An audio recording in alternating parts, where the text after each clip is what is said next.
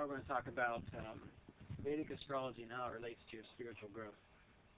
So you're all here to participate in a weekend to learn Kriya Yoga and to be initiated into Kriya Yoga. And what you're going to be learning are techniques and ways of living that help lift you above your karma and release you from your karma. So with Vedic astrology, we get a snapshot of what we have to work through in this life, what our tendencies, our habits, the choices that we've made, how we're carrying them over into this lifetime. And this is useful because now, with a Vedic astrological chart, you can see what are the areas that I need to improve upon, where are my weaknesses, and where are my strengths. Basically, what do I need to do with the map that I have? Okay. So, for example, if you look at a person's astrological chart and you see, say, some difficulty in the 8th house, which is long-term illnesses or chronic illnesses, one of the things you might want to recommend for this person who wants to live a long time so that they can wake up and experience their higher self is remedial measures for the 8th house. One thing might be a regular Ayurvedic regimen. There might be an astrological stone or a mantra that you could use to help improve the person's situation. So whatever area that a person has difficulty in, if they know what area it is, and they can look at a person's astrological chart, you can find a remedial measure to correct that. Also, there are two planets, which Richard didn't mention, called Rahu and Ketu, which aren't actually planets. They're points in space where eclipses occur. And just like in the sky, when we have an eclipse, the sun or the moon disappears, and the sun and the moon represents our inner light. Internally, Rahu and Ketu shows where our own inner light becomes eclipsed, where there's natural confusion or fears or phobias, misunderstanding, difficulties within a person's life. And if we can see where that is, again, you can learn how to guide your life in such a way that you don't have to suffer from them. Or at least you can have self-awareness that maybe these phobias, these fears, or these cravings or desires that you have, they are just the energy of this planet directing you in that way. Because these planets, Rahu and Ketu, they have really strong energies in that they make you think that what you want in life, this compulsion, is really going to satisfy you. So Rahu represents the head of this demon, which is swallowing the sun and the moon. However, since it's just a head, when the moon or the sun passes through, the light's there again. And so Rahu is always hungry. He's a mind. He's always thinking. He's always trying to get more. So everyone here has Rahu somewhere in their chart, which means all of you have an area where there's compulsions, where you think if you just had this one thing more, you would be satisfied, you would be happy. Okay. And if you know that ahead of time, you don't have to take it so seriously. With Ketu, which is a good and a bad planet, it's good in the sense that it's a planet of liberation of consciousness and spirituality. It brings us detachment and renunciation. But it's a negative planet in that wherever it is in the chart, it shows where we have tried to define ourselves in past lives. And in this lifetime, we're not going to be able to do that, because the soul wants to grow. It doesn't want to have to keep having that security blanket. Okay? So, for example, if Ketu is in the 7th house, which is relationships, usually the person will want to really define themselves through their spouse, their partner, through working with someone, through partnerships.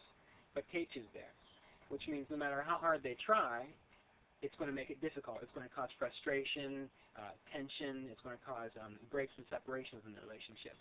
So if you don't know that, a person can go through life thinking, well, what's wrong with me? Am I cursed? Why can't I find happiness in relationships? And so knowing this, the positive side of Ketu is it can attract a spiritual partner, someone who's interested in the spiritual path, who's also detached and can renounce the world. And so if you get two of those people together, you can make a happy union in that way. So what we see with Vedic astrology is that it gives us a map, a snapshot, an indication of what we as individual expressions of this divine consciousness have to work through in this life. I was at a conference one time and I heard one man talk. He said that there are 7 billion people in the world, and the only service we have to give, the only thing that we have to take care of is 1/7 billionth of the problem, which is ourselves, right? So if we would all do that, things would be marvelous. Now, the other thing I want to talk about with this astrology, I'll let that pen go. There you go. Since we're going to be learning Kriya Yoga, we circulate energy and life force through the spine. And what we have to remember is that just like we have the solar system out there, the sun, the moon, the planets, and around the earth, within us we have our inner solar system, which is the representation of our karma. Now, Richard's going to go over this chart, but I'm going to use it just for illustration. This is another variation of the Vedic chart. And in this chart, each of these boxes represent a particular sign. So this is always Cancer, this is always Leo, this is always Virgo, Libra, Scorpio, and so on around. That never changes. But if you're a Scorpio ascendant, you could put a little mark here, and that would indicate your ascendant, and then you count around to get the houses. Now, the reason this is important is because this shows the rulership of the zodiac. Here, we have Saturn, or excuse me, not Saturn. We have Jupiter ruling Sagittarius. Jupiter rules Pisces. Saturn rules Capricorn and Aquarius. Mars rules Aries. And Mars rules Scorpio. Venus, Taurus. And this is Libra. Then we have Gemini and Virgo.